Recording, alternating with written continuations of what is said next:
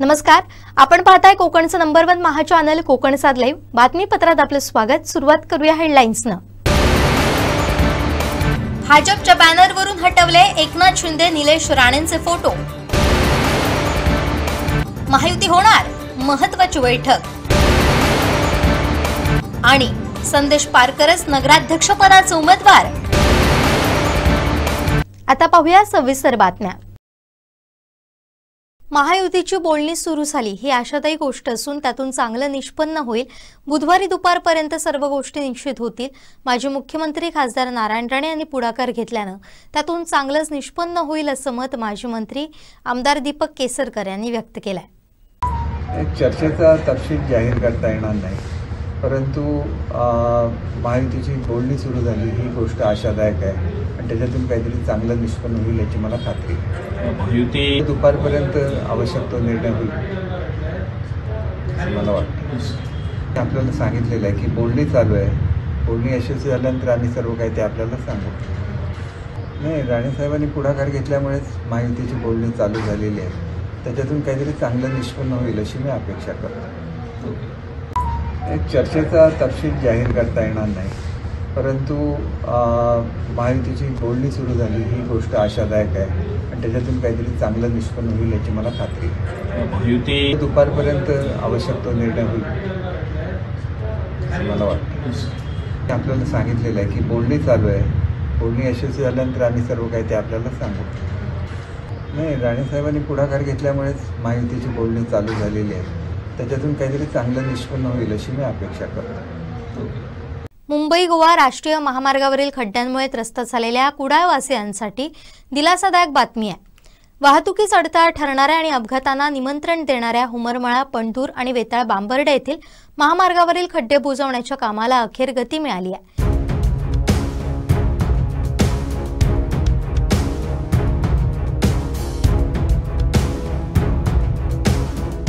महामार्ग ठेकेदारानं युद्ध पातळीवर हे काम सुरू केलंय।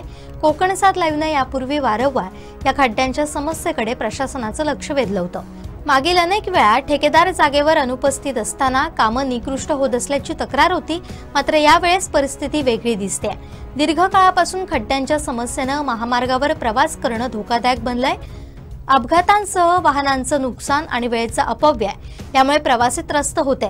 या दुरुस्तीच्या कामांमुळे यापुढे तरी निदान कुडाळ महामार्गावरचे खड्डे बुजवून लोकांचा प्रवास सुखकर होऊ शकेल अशी आशा जनसामान्यातून निर्माण झाली आहे। प्रवाशांनी व्यक्त केलेली ही आशा पूर्ण करून ठेकेदारानं गुणवत्तापूर्ण काम पूर्ण करावं अशी अपेक्षा आहे।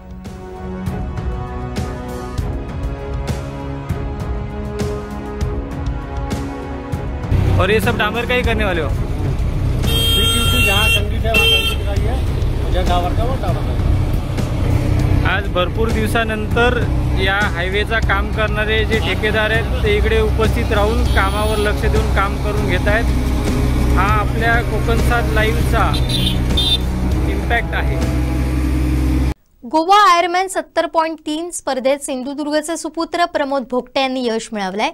ही स्पर्धा केवळ शारीरिक क्षमतेची नाही तर मानसिक कणखरतेची कसोटी होती। प्रमोद भोगटे यांनी स्विमिंग, सायकलिंग आणि रनिंग या तिन्ही टप्प्यांची अतिशय कठीण शर्यत दिलेल्या वेळेत यशस्वीपणे पूर्ण केली आहे। या कामगिरीमुळे प्रमोद भोगटे हे सिंधुदुर्ग जिल्ह्यातील पहिले आयरमॅन स्पर्धक ठरले, ज्यांनी ही अवघड स्पर्धा दिलेल्या वेळेत पूर्ण करण्याचा मान मिळवलाय।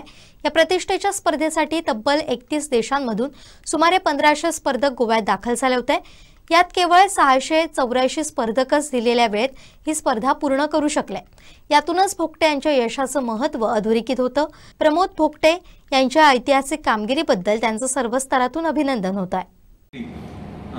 त्यांच्या दिलेल्या वेळात मी पूर्ण केली, तर मी तुम्हाला या स्पर्धेविषयी आधी काहीतरी थोडंफार सांगतो। ही आंतरराष्ट्रीय दर्जाची स्पर्धा असून जवळपास 31 देशातील लोकांनी या स्पर्धेमध्ये सहभाग घेतलेला होता। त्यामध्ये अनेक सेलिब्रिटी सहभागी झाले होते। मुख्यमंत्री प्रमोद सावंत यांच्या हस्ते या स्पर्धेचं उद्घाटन झालं। त्यामध्ये या कार्यक्रमात तेजस्वी सूर्या हे कर्नाटकचे खासदार आहेत, त्यांनी सहभाग घेतला होता आणि ह्या गोष्टीची दखल पंतप्रधान मोदींनी सुद्धा घेतली व त्यांच्या फिटनेसबद्दल त्यांचं कौतुक सुद्धा केलेलं आहे या स्पर्धा पूर्ण केल्याबद्दल आणि फिटनेसबद्दल। मला वाटतं मागची 2 ते 3 वर्ष या स्पर्धेत ते सहभागी होत आहेत. मिलिंद सोमन यांनी गेल्या वर्षी ही स्पर्धा पूर्ण केली आणि या स्पर्धेमध्ये बऱ्यापैकी फॉरेनर सहभागी असतात आणि त्यांच्याकडे खूप किमती आणि दर्जेदार इन्स्ट्रुमेंट म्हणजे सायकल वगैरे असतात.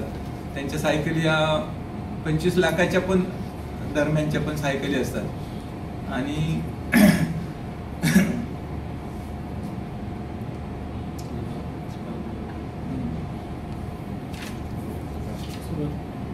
तर माझी खूप दिवसाची इच्छा होती की गोवा आयर्नमॅन पूर्ण करावं.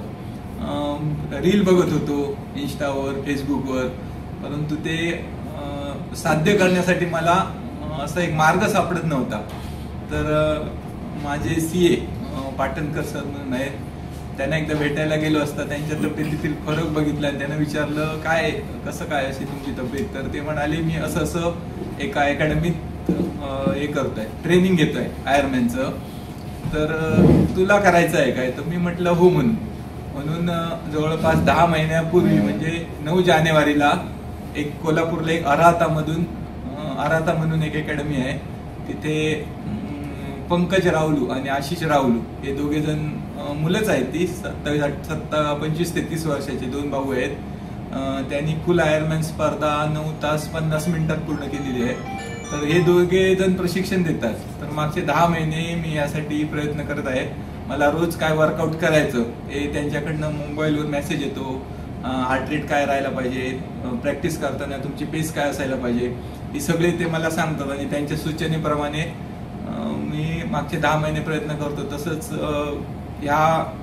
ही तयारी करताना डाएट हा सगळ्यात महत्त्वाचा असतो. मला वाटतं मी बऱ्यापैकी जेवणामध्ये आता पूर्ण तेलकट, तिखट, तळलेले पदार्थ बंद केलेले आहे. त्यासाठी माझं वजन 90 किलो होतं, आता ते 76-77च्या दरम्यान आलं, म्हणजे 13 ते 14 किलो वजन कमी केलंय. आणि 10 महिन्याच्या प्रवासात मला वाटतं आठवड्यातनं 6 दिवस, 2 दिवस रनिंग, 2 दिवस स्विमिंग आणि 2 दिवस सायकलिंग अशी प्रॅक्टिस करतो मी. आणि 10 महिन्यांनी खूपच मोठा प्रसंग आला असेल, ते 5 ते 6 वेळा माझ्याकडनं चुकलं असेल, एवढं मी 10 महिने पूर्ण प्रॅक्टिस केलेली आहे. तर आता स्पर्धेच्या दिवशी सकाळी 7 वाजता स्विमिंग स्टार्ट झालं आणि सगळे स्पर्धक समुद्रात उतरले पोहण्यासाठी. 7:30च्या दरम्याने ओहोटी जाऊन भरतीचा वेळ झालेला होता, त्यामुळे प्रवाह सुद्धा बदललेला होता. पोहणे पण तसं थोडं जड होतं, पण ते झालं, शक्य झालं. बाहेर आल्यानंतर ताबडतोब तसंच बाहेर धावत जाऊन सायकल घेऊन मिरामार टू रायबंदर करून वेर्णेला जायचं होतं आणि असे 2 लूप करायचे होते. या 2 लूप मध्ये एकूण 6 खूप मोठे बकासूर चढाव होते, माणसाला हैराण करून टाकणारे. आणि मला वाटतं सायकलिंग 8 वाजता चालू झालं आणि 12-12:30ला ते संपलं. आणि यावेळेत एवढं उष्णतेचा त्रास होत होता, दोन्ही पायात क्रॅम्प आले. 3-4 वेळा स्पर्धा सोडण्याचा विचार आला मनात, परंतु रुपेश आणि शिवा तिकडे होते, त्यांनी मला काय ते करायला दिलं नाही. आणि गजा इकडनं फोन लावून ह्यानं सपोर्ट देत होता, हे मला सपोर्ट देत होते. असा प्रवास चालू होता. सायकलिंग संपल्यानंतर सायकल स्टँडवर लावताना मग त्या सायकलवरतून उतरण्यासाठी मला 5 ते 10 मिनिटं गेली, एवढे पायात क्रॅम्प आले. रनिंग करण्याची माझी तयारी नव्हती मनाची आणि ताकद पण नव्हती. तर या दोघांनी मला काय थांबायला दिलं नाही, तसंच लंगडत धावायला चालू केलं. साधारण 1-3 तास होते आणि 21 किलोमीटर रन करायचं होतं आणि 12:30 ते 3:30 या वेळेत ते पूर्ण करायचं होतं, 1:45 ते 3:30 या वेळेत. आणि हळूहळू सुरुवात केली. पहिल्या लूपमध्ये 7 किलोमीटरचे 3 लूप होते, कसं तरी झालं. हळूहळू दुसऱ्या लूपमध्ये थोडं स्पीड वाढलं. तिसरा लूप जमतच नव्हता. तिसऱ्या लूपमध्ये 3.5 किलोमीटर झाल्यानंतर थोडाच वेळ शिल्लक होता, जरा फास्ट धावायचं होतं. त्यावेळी ठरवलं आता काय होईल ते होईल, कुडाळात जायचं आहे आयर्नमॅन म्हणून. मग जीवाच्या आकांताने धावलो जोरात आणि एक 5-6 मिनिटं असताना शिल्लक असताना ते पूर्ण झालं.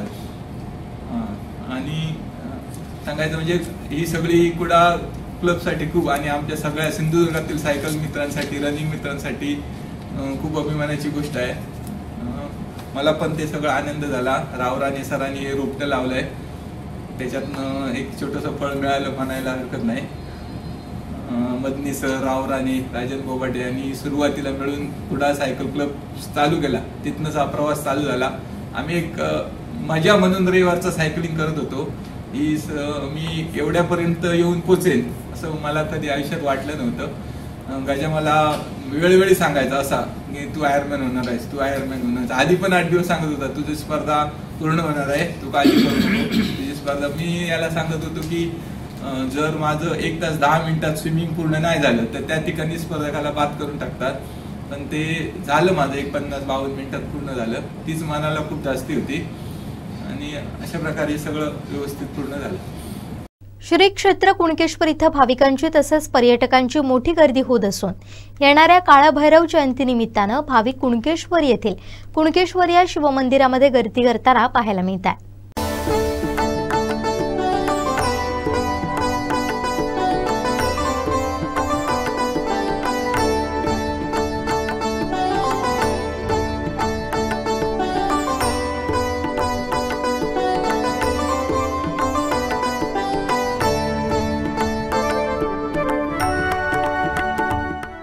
नमस्कार, मी निलेश कंचनपुरे अमरावती शहरातून इथं आलेलो आहे. आजपर्यंत दक्षिण महाराष्ट्रातील दक्षिण काशी म्हणून ओळखल्या जाणाऱ्या कुणकेश्वर महाराज मंदिराचं आजपर्यंत खूप मोठं नाव ऐकलं होतं.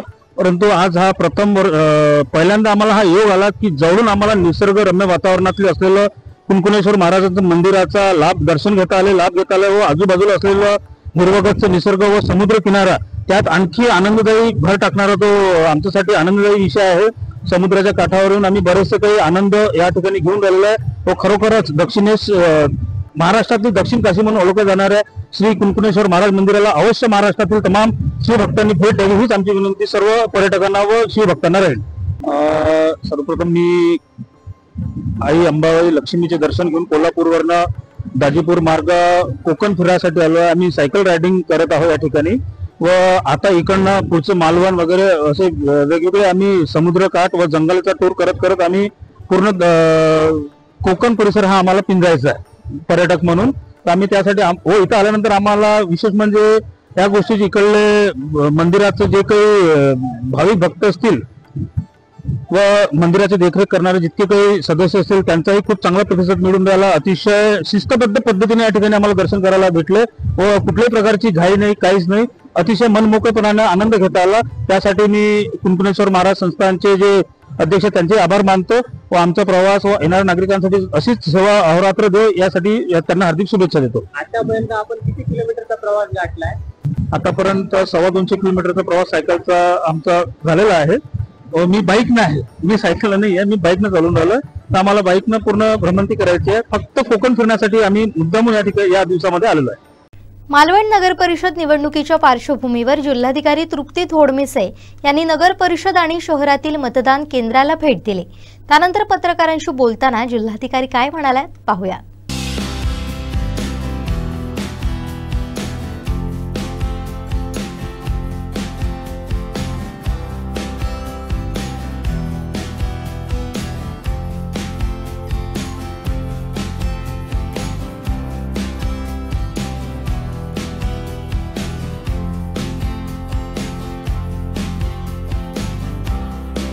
त्याची निवडणूक होऊ घातलेली आहे आणि आता नामनिर्देशन पत्र पण सुरू आहे, भरायचं काम चालू आहे. तर त्या अनुषंगाने फक्त प्रशासनाची जी तयारी आहे ती बघण्यासाठी मी आले होते. मालवण नगर परिषद येथे निवडणूक निर्णय अधिकाऱ्यांचं कार्यालय आहे, तिथली सगळी व्यवस्था, त्याचप्रमाणे मतदान केंद्रांची जी व्यवस्था त्यांनी केलेली आहे आणि याच्या पुढेही त्यांच्यावर ज्या जबाबदाऱ्या राज्य निवडणूक आयोगाने घालून दिलेल्या आहेत त्या सगळ्याचा मी आढावा घेतलेला. मालवण तहसील कार्यालय नियोजनमध्ये नव्हतं, अचानक वेळ होता त्याच्यामुळे मी भेट दिली आणि नक्कीच इथे काही ज्या काही कमतरता आहेत त्या नक्कीच त्यांची मागणी घेऊन आम्ही पूर्ण करायचा नक्की प्रयत्न करतो. नाही, आता याची मी माहिती घेते पूर्ण आणि त्यानुसार मी बघते कसं करता. इमारत जुनी आहे, मी आढावा घेतले, आता मी माहिती घेतली आहे. तुम्ही पण मला आता हे इनपुट्स दिलेले आहेत आणि PWD बरोबर पण माझी पुढची व्हिजिट आहे. मी त्यांच्याबरोबर सगळा आढावा घेते आणि योग्य ती कारवाई. आम्ही नगराध्यक्षाचा उमेदवार उल्का उमाकांत वारळ यांचं नाव घोषित करतो, संभाव्य उमेदवार. दुसरी गोष्ट, 20ही सगळ्या 10 वॉर्डामध्ये 20ही उमेदवार आम्ही उभे करण्याच्या प्रयत्नात आहोत आणि जवळजवळ आमचे सर्व उमेदवार उभे राहत आहेत. आता काय झालं आहे की महायुती म्हणून 2 पक्ष शिवसेना शिंदे गट किंवा भाजप यांच्याशी आमचा समन्वय चालू आहे. जिल्हाध्यक्ष आमचे समन्वय करतायत. पण आता झाले किती दिवस? 2 तारखेला 2 डिसेंबरला मतदान आहे. लोकांपर्यंत जायचं कधी हा एक मुद्दा महत्त्वाचा आहे. म्हणून आम्ही सध्या तरी महायुती हो न हो एकला चलोची भूमिका पक्ष आदेशाने आम्ही घेत आहोत. अजूनही आमचे दरवाजे खुले आहेत. महायुती म्हणून प्रोटोकॉल पाळण्याची आमची मनीषा आहे, आमची इच्छा आहे. विनंती एकच की आम्हाला कमी लेखू नये. उद्या सकाळी 2 डिसेंबर नंतर मतदान पेटीमध्ये महायुतीचे उमेदवार जर पडले तर त्यांची सर्वस्वी जबाबदारी ह्या प्रमुख 2 पक्षांची राहील. आमची अजूनही त्या भाजप आणि शिवसेना शिंदे गट यांना विनंती आहे की आम्ही मागच्या वेळेला सुद्धा प्रेस रिपोर्टमध्ये सांगितलं की स्वबळावर लढण्यापेक्षा महायुतीतनं लढणं योग्य आहे. कारण समोरची महाविकास आघाडी ताकदीने ते आपले प्रचार करतायत, एकजुटीने प्रचार करतायत. आमचा कुठेतरी समन्वय असला पाहिजे होता, तो कुठेतरी दिसत नाहीये. आम्हाला इन्व्हॉल्व करून घेतलं नाही. साधं आम्हाला खरं सांगायची गोष्ट म्हणजे लपून काय ठेवायची गरज नाही. आम्हाला साधं इन्व्हिटेशन सुद्धा त्यांनी चर्चेला बोलावलेलं नाही. आता आमची भिस्त आमचं आत्ताच जिल्हाध्यक्षांबरोबर माझं बोलणं झालं. आमची भिस्त त्यांच्याबरोबर आहे. त्यांनी सांगितलं आहे की होणार आहे, युती होईल.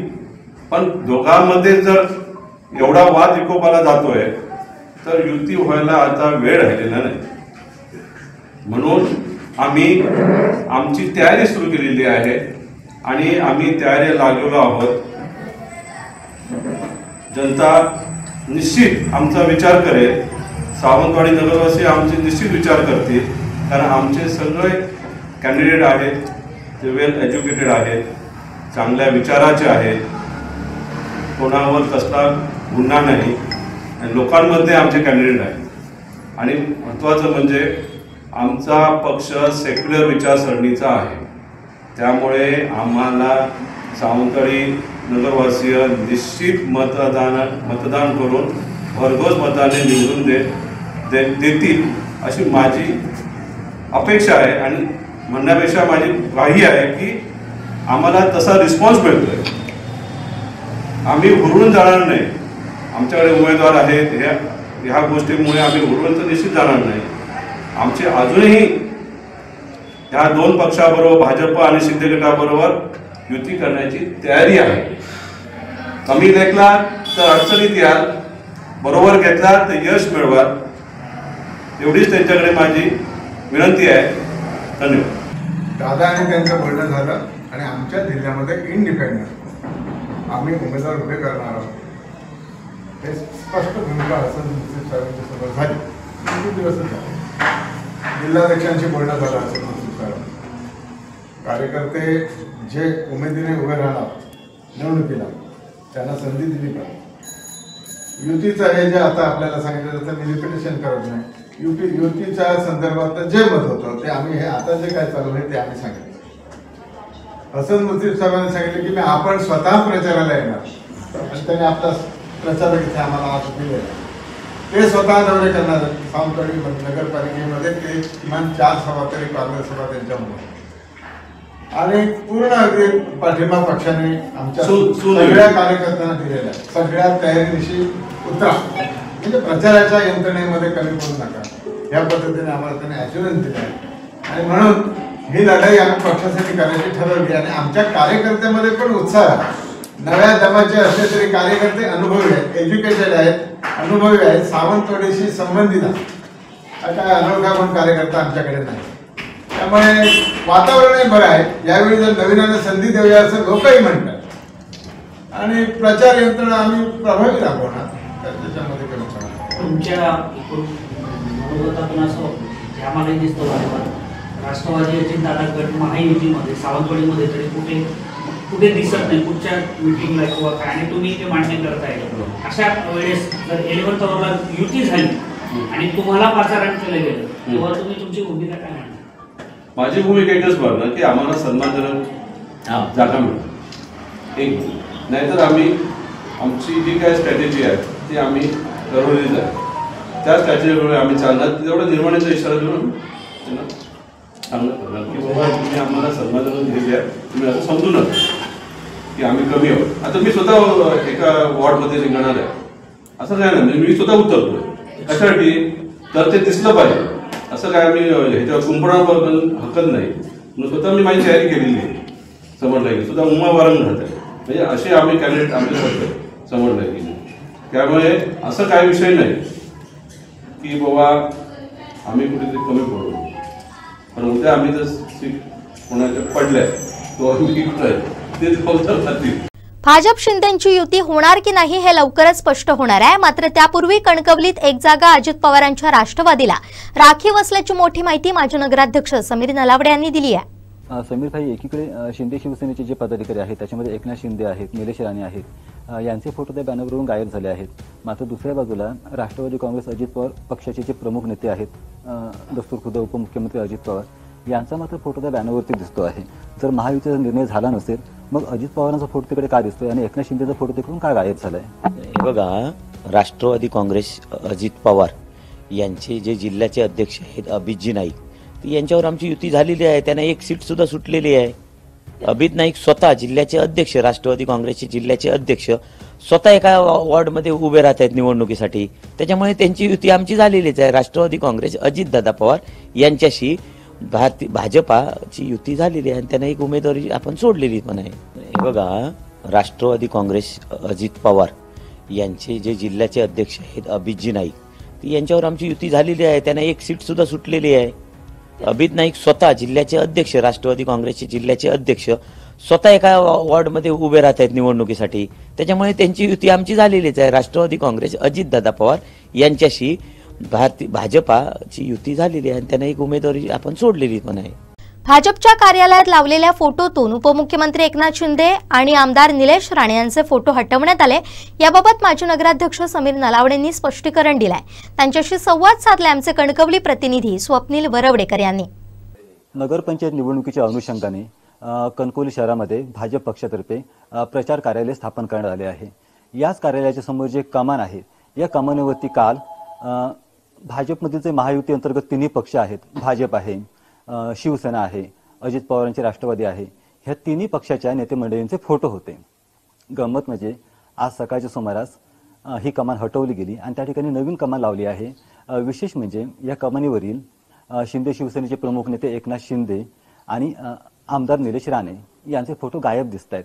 त्यामागची कारणं काय हे आपण विचारतो आहोत कणकवली नगरपंचायतीचे माजी नगराध्यक्ष समीर नलावडे यांना. समीर भाई, बॅनरवरील ते 2 फोटो हटवले गेले आहेत, कारण काय आहे? नाही, हे बघा, मुळात आधी समजून घ्या की माझं कार्यालय भारतीय जनता पार्टीचं वेगळ्या ठिकाणी आहे, हे तुम्हाला देखील माहिती आहे.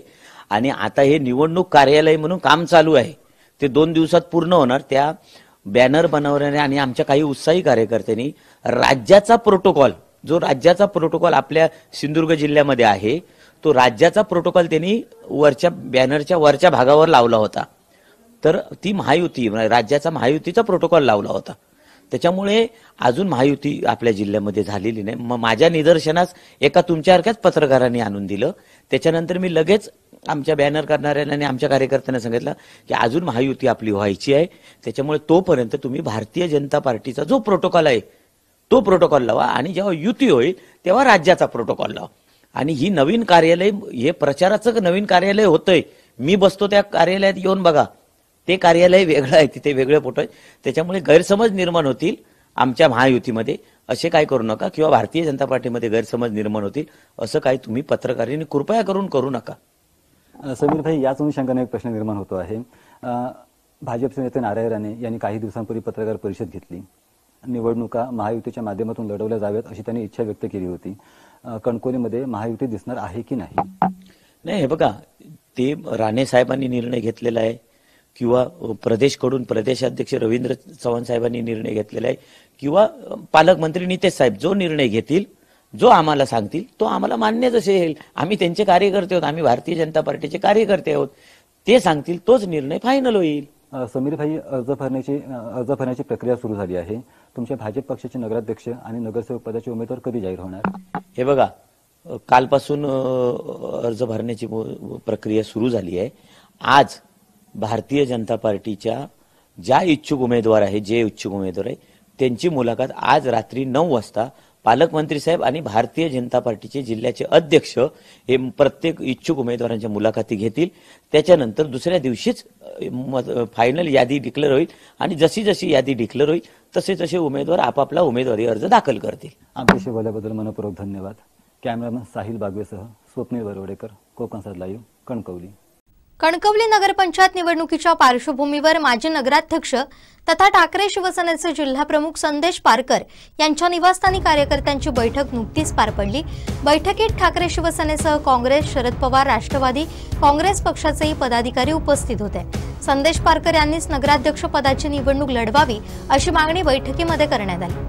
त्यानुसार संदेश पारकर यांनीही नगराध्यक्ष पदाची निवडणूक लढवण्याचं मान्य केल्याची माहिती सूत्रांकडून मिळते. याबाबत अधिक माहिती देत आहेत आमचे कणकवली प्रतिनिधी स्वप्नील बरवडेकर.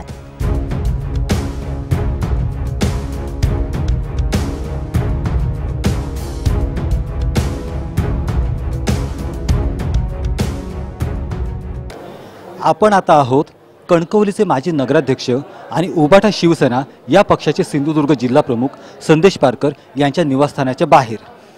संदेश पारकर यांच्या निवासस्थानी नुकतीच उबाटा शिवसेना या पक्षाच्या कार्यकर्त्यांची एक बैठक पार पडली आहे. त्या बैठकीमध्ये काही महत्त्वपूर्ण निर्णय घेण्यात आले आहेत. सूत्रांकडून मिळालेल्या माहितीनुसार कणकवली नगरपंचायत निवडणुकीत नगराध्यक्ष पदासाठी संदेश पारकर हेच उमेदवार असल्याची माहिती मिळत आहे. आता त्याच्यामध्ये एक मुख्य मुद्दा आहे, संदेश पारकर हे उबाटा शिवसेना पक्षाचे उमेदवार असणार की कणकवली शहर विकास आघाडीचे उमेदवार असणार, हा मुद्दा मात्र अद्याप गुलदस्त्यात आहे.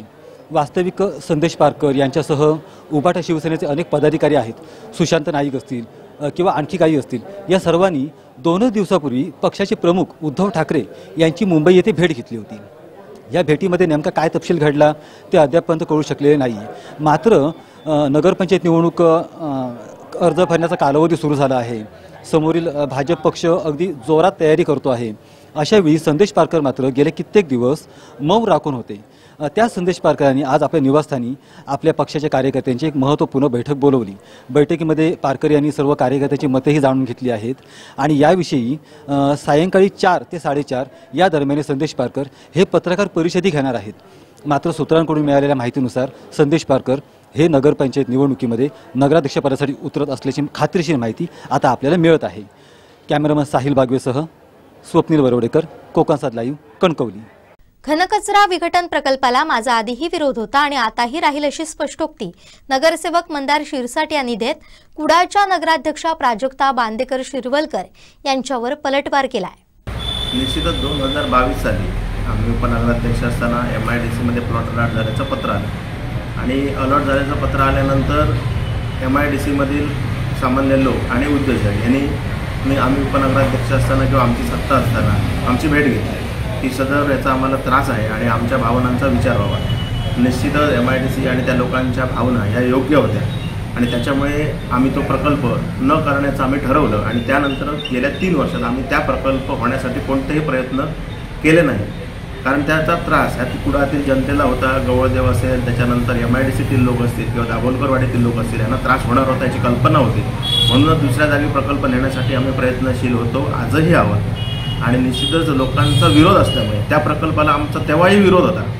लोकांचा विरोध असल्यामुळे जेव्हा लोकांचा विरोध आम्हाला कळल्यानंतर आम्ही त्या प्रकल्पाला विरोध केला आणि त्याच्यामुळे गेल्या 3 वर्षामध्ये आमची सत्ता गेली 1.5-2 वर्ष असताना आम्ही एक वीट देखील त्या प्रोजेक्टची आम्ही लावली नाही. कारण आम्ही लोकांसोबत आहोत, आम्ही लोकांमधून निवडून आलेलो आहोत आणि आम्ही लोकांमध्ये राहणारी लोक आहोत. त्याच्यामुळे लोकांचा विचार करणं हे आम्हाला क्रमप्राप्त आहे. त्याच्यामुळे आमच्या काळात मंजूर झालेल्या प्रकल्पाला आम्ही 2022 पासूनच विरोध केला आणि तो प्रकल्प होणार नाही याची दक्षता आम्ही तेव्हा घेतलेली होती. मात्र या प्रकल्पासाठी आपण दुसरीकडे कुठे जागेचं नियोजन केलेलं का शोधण्यासाठी? निश्चितच ह्या जागेला जेव्हा विरोध झाला आणि लोकांच्या भावना योग्य आहेत आमच्या लक्षात आल्यानंतर त्या ठिकाणी प्रकल्प करायचा नाही हे आम्ही ठरवलं होतं आणि त्यानुसार आम्ही कोणतंही काम त्या ठिकाणी प्रकल्पाची एक वीट देखील त्या ठिकाणी आम्ही लावली नव्हती. ते भिंत उभारण्याचं काम आम्ही केलं नव्हतं आणि त्या दृष्टीने कुडाळच्या जनतेला कोणताही त्रास होणार नाही यासाठी आम्ही दुसऱ्या जागेचा शोध तेव्हा चालू केला होता. दुर्दैवाने गेल्या 1 वर्षापूर्वी आमची सत्ता गेली आणि त्याच्यानंतर आता आम्ही म्हणजे त्यासाठी कोणते प्रयत्न होते ते आमचे थांबले. परंतु त्या ठिकाणी दुसऱ्या ठिकाणी प्रोजेक्ट जावा आणि दुसरी चांगली जागा मिळावी. तेथे कचरा प्रोजेक्टला आमचा विरोध, ज्या ठिकाणी लोकांना त्रास होणार नाही अशा ठिकाणी आपण हा कचरा प्रोजेक्ट घेऊन देण्यात यावा ही आमची स्पष्ट भूमिका आहे. शेवटी ठळक घडामोडी पुन्हा एकदा. भाजपच्या बॅनरवरून हटवले एकनाथ शिंदे निलेश राणेंचे फोटो. महायुती होणार, महत्त्वाची बैठक. आणि संदेश पारकरच नगराध्यक्षपदाचे उमेदवार. बातमीपत्रात वेळ झाली इथंच थांबण्याची. पाहत रहा कोकणचं नंबर 1 महा चॅनल कोकण सात लाईव्ह. धन्यवाद.